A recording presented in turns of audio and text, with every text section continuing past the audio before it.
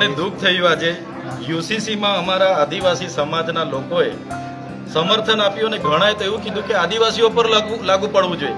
અલાભાઈ, UCC લાગુ થશે તો જે અમે ચૂંટાઈને આવીએ છીએ આદિવાસી બેઠકો પર એ નષ્ટ થઈ જશે. આપણા બાળકોને જે અનામત બેઠકો પર ભણવાની તક મળે છે, સ્કોલરશીપ મળે છે, એ પૂરું થઈ જશે.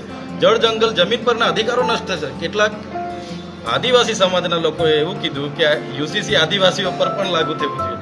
તો આવા ઘણા લોકો હોય છે. ખરેખર એમણે યુસીસીનો અભ્યાસ કરવો જોઈએ, એનાથી શું અસરો થવાની છે એનો પણ અભ્યાસ કરવો જોઈએ.